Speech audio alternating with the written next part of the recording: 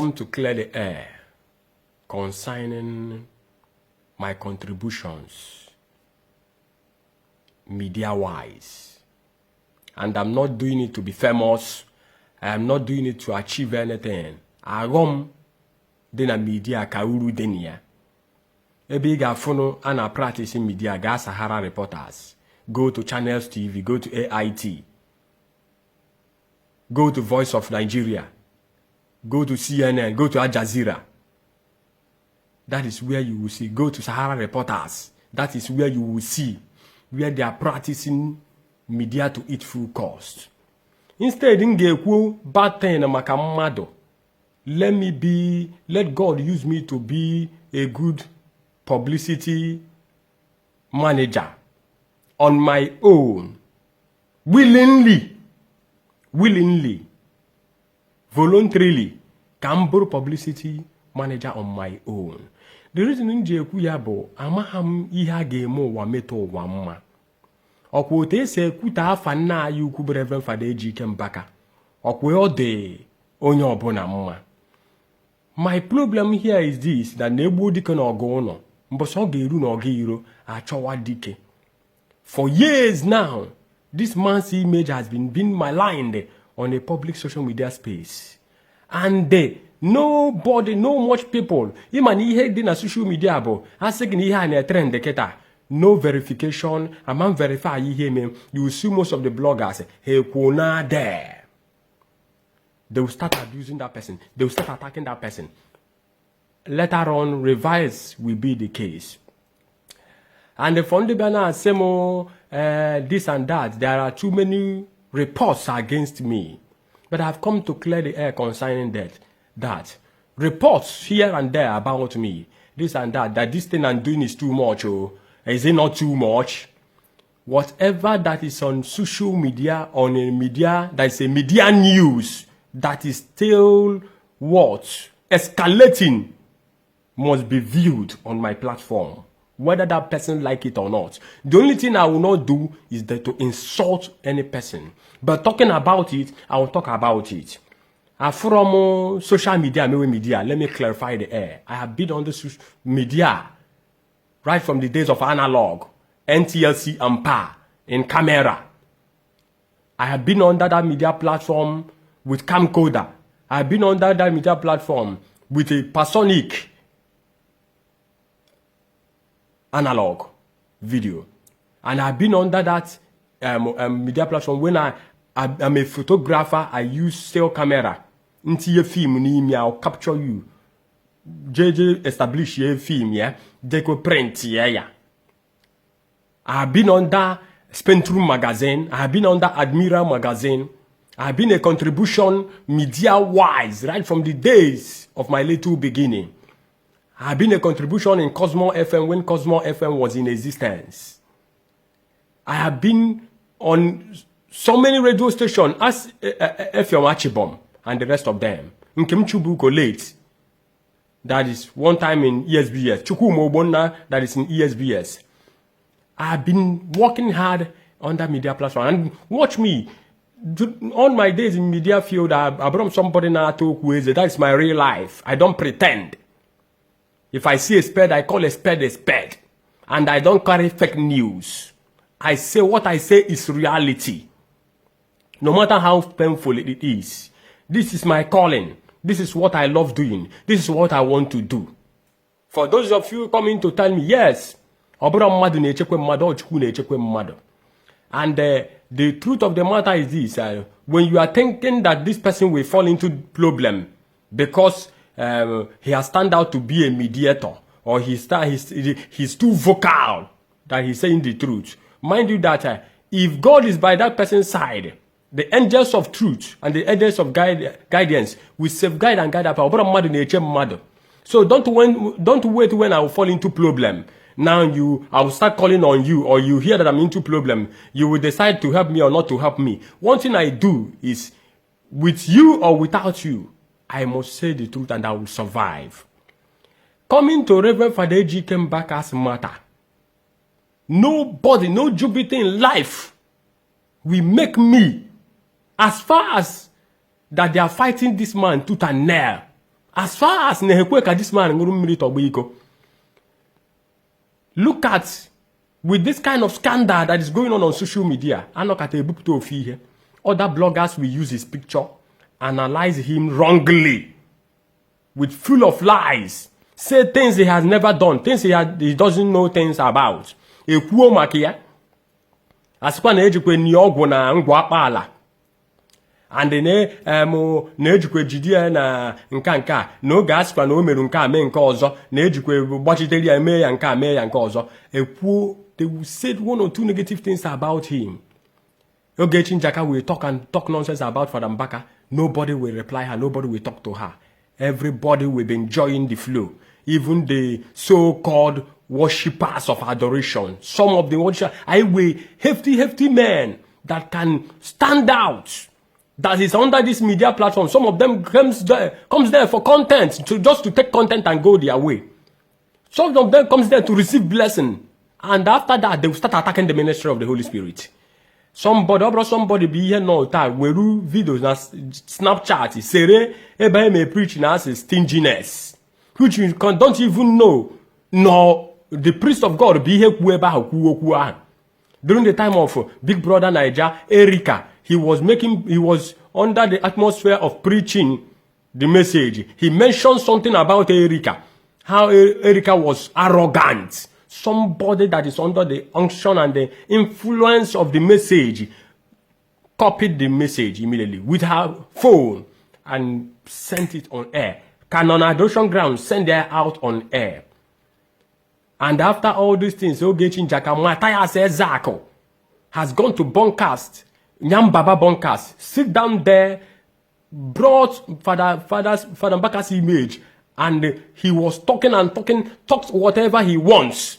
About somebody be an adoration. The security personnel was trying to calm him down, trying to order people because there was so much crowd. Now, way to scratch in Akia. Somebody said that he came to take blessings. Now ran out and went and met Matthias Ezako. They backdated everything. They forcefully sued with their illegal lies. Nkaha buru oku. All media wise Father Mbaka jiwe ga monastery. Media wise ke jiwe short or down adoration. That time ni na short or ya down. And each mgbe ekwutowara afa the man, ayiwabiazi na-eme damage control eme. Let me tell you, if I'm standing for the truth, I am standing for truth. I am not standing for truth on what to gain. And for those of you that are looking at me with one kind eye, that is like there's something that there's something that this person wants to achieve. Please come out from there. The enemies of destruction, the enemies that pull down success, the enemies that are against progress. Enemies can come from anywhere. There are household enemies. Abraham Ibu Samson. Abraham is better John the Baptist. Was it not Peter that denied Jesus? So, ndabana nsobwechi, and which I'm not praying to fall into temptation. Let nobody come for me. My God will take care of me. But I sound this as a note of warning. Okwamataya says that Kuje Boncast. Picture of Father Mbaka was flying a Boncast. Personal page, go there, you will see picture of Father Mbaka. He's mentioning the name of Reverend Father Ejike Mbaka. Go to all bloggers when it was all about arranging message. Father Mbaka ministered about arranging message. J-Park, Governor Ezoko Ogechi Njaka, Ako Zion and the rest of them. They paid bloggers. Bloggers was analyzing message of a man of God, a priest of God. They insulted this man. This man never replied. This man stood his ground. Because of the reading of that day, he was still minister. Even Paul Uchibo, brother Paul Uchibo, spoke against Reverend Father Ejike Mbaka, and nobody called them to warn them or to tell them to restrict what they do or what they say. Let me tell us, we still have a long way to go. You still have a long way to go. Onye biata apura anointing ona gapa paraba Father Mbaka. Onye gaba ta apura anointing ona oje na ekwu ihe sori ya. And we are the people that let me stand on fear because of what will come out of it. A soldier, when a man has decided to be a soldier, he knows the implications of him being a soldier. A woman is also a soldier. Talk less about a man. When a man goes for a risky job, he knows that this job is risky. So whatever that comes out of it, he or she will take it. So as far as that Peter denied Jesus, I don't have problem. So it did not start from me. So any person is entitled to his or her own opinion. But let me tell you, because of some people, because of enviness, because when I started with nothing. I started media work with nothing. And hardly the people believe that I'm going to get to this height. I have not done anything in media-wise. I have not done anything. Talk in terms of music those days. Wizboy, Let's MC Loves, Stormrest, Desperate Chicks, The Kumzi, Slow Dog, Nonny D, Handsome Ramson, Moil, and the rest of them. Yes. We are together in the same field. During the days of film industry, let Mona Obiakwe, Genevieve Najidemha. So I am not doing this. I found joy. And I find joy in saying the truth. And I will continue saying the truth. No matter what. So if you are a lover of truth, and if you are a lover of Reverend Father Ejike Mbaka, a good fan, not a pretender, that we always want what will come out of his pocket, but you don't want whatever that will implicate you concerning his matter, you don't want to be implicated. That place, you'll be running for your life. But when you come for house rent, you will not be running for your life. When you come with your family problem, you will not be running for life. When you come with hospital bill, you will not be running for life. When you come with you don't have food in your house, you will not be running for life. When you come with unnecessary bills, even when you know you don't have problem, you still come. Your problem will be solved under Multi-Life Savers Foundation. You will not be running for your life. And you will not be sending somebody to go and want somebody for that. Look at, go and want this person, that he's using people's picture to talk. But they're using the picture of your own master to talk. And you have not said anything concerning it. You are just silent.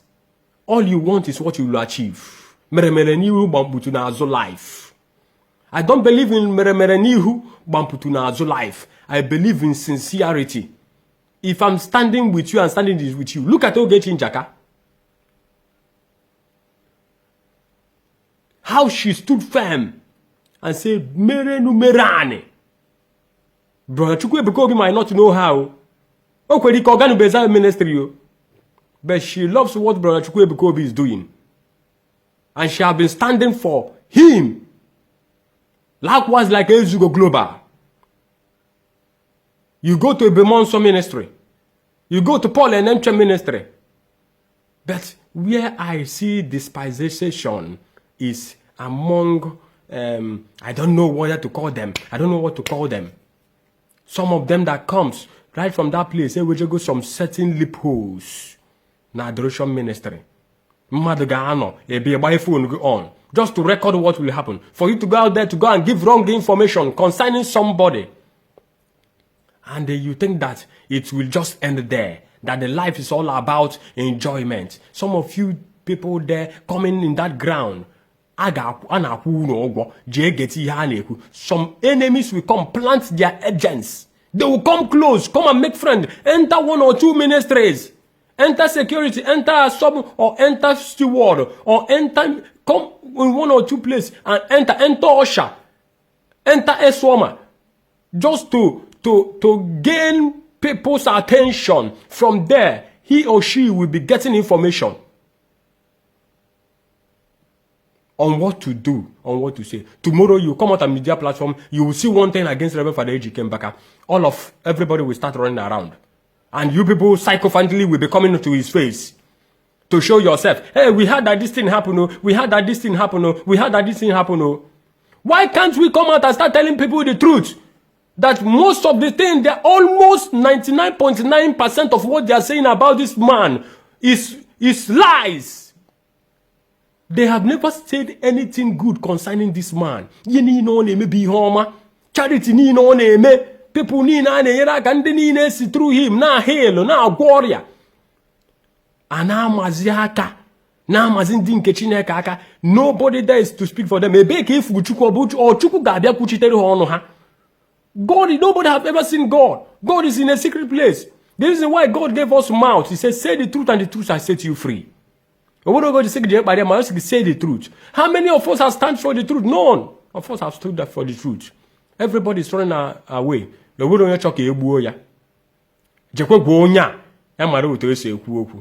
And I heard that some of them say that it's how Ebuka Obi grew his ministry. I am not running a ministry. I am not. I don't have intention of running a ministry. Unless if I'm being called tomorrow.